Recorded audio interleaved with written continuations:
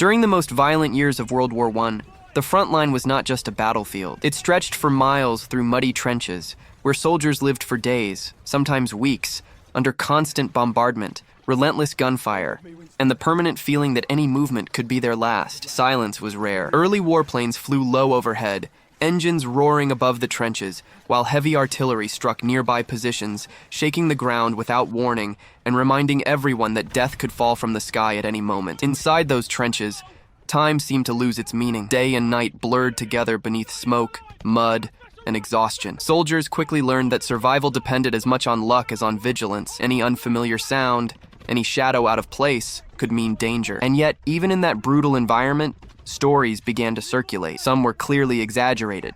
Others were rumors born from fear and fatigue. But one story, in particular, began to repeat itself with unusual frequency, traveling across different sections of the front line. According to these accounts, a black dog wearing an orange collar had been seen moving through multiple trench sectors. It did not appear in the same place twice, nor at predictable times. It showed up during the most unlikely moments, slipping through corridors of mud, passing between armed soldiers, as if it were lost or searching for something. Some claimed the animal seemed to know exactly where it was going. Others said it appeared only after heavy bombardments, as if the chaos of war had driven it forward. At first, few paid attention. In a war of that scale, strange occurrences felt insignificant, but as reports accumulated, the story began to carry weight. Soldiers from different units described the same dog, the same black fur, the same orange collar, and in some cases, they mentioned a small metal tag hanging from it. With time came speculation. Some said the animal had belonged to someone important within the British High Command. No one could say for certain who. Some referred vaguely to an influential officer. Others, more cautiously, whispered a name with a hint of reverence: Winston. There were no documents, no official records. Only stories passed from mouth to mouth, reinforced by how persistently they resurfaced. That persistence eventually caught the attention of a specific unit. Amid formal orders, strategies, and troop movements, an unusual task emerged. It was not written on paper, nor discussed in official briefings. It was delivered verbally, almost like a quiet request between comrades. One soldier would move through active frontline sectors and attempt to locate the animal. In the context of the war, it seemed secondary, but to many it meant something more. Recovering that dog represented preserving a fragment of humanity in the middle of brutality, a living, vulnerable being that did not belong in that hell. The soldier accepted the task without ceremony. He knew there would be no recognition, no medals. Still, he advanced through the trenches, facing the same mud, the same crossfire, the same dangers as everyone else. At various points, he asked other soldiers if they had seen a black dog of medium size wearing an orange collar. Some denied it outright. Others pointed vaguely, unsure. Some laughed, convinced it was madness to worry about a dog in the middle of a war. The search continued for hours. The fighting did not slow.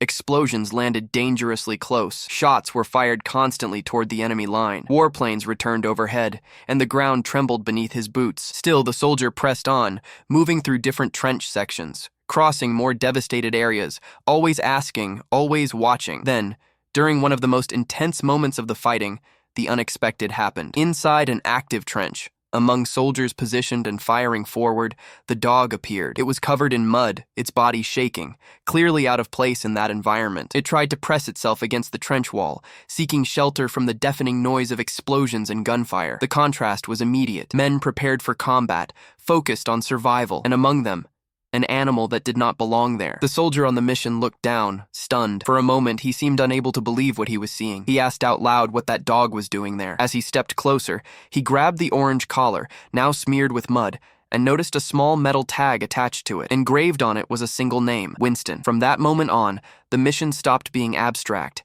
It became real, immediate, and urgent. The soldier kept the dog close as the fighting continued ahead. There was no way to stop the gunfire, no way to pause the war. He had to move within the trench, waiting for the right moment to remove the animal without exposing himself, the dog, or the surrounding soldiers to unnecessary danger. Explosions continued to fall nearby. Warplanes roared overhead. The ground shook.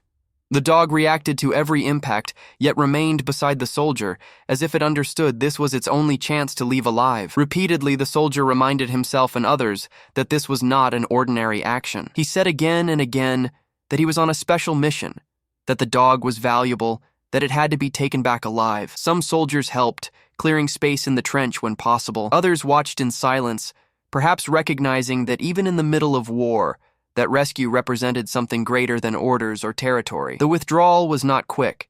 It happened in stages, taking advantage of brief pauses in the bombardment and shifts in the rhythm of combat. Carefully, the soldier advanced, keeping the dog close to his body, shielding it from the noise, the mud, and falling debris. Gradually, the sound of gunfire began to fade. Explosions grew more distant. The terrain remained destroyed, but the sense of imminent death slowly receded. Finally, after crossing into less active sections of the front, the soldier managed to move away from the most intense fighting. The dog was taken to a safer area, away from the direct line of combat. It was exhausted, covered in mud, but alive. The mission was complete. There was no celebration, no speeches, only the quiet relief of having saved something fragile in one of the most brutal environments ever created by man. What happened to the dog afterward does not appear in official records, but the story remained among soldiers, passed down through generations as one of those wartime narratives that remind us that even at the heart of war, there was still room to protect something innocent. Ce qui sert paso,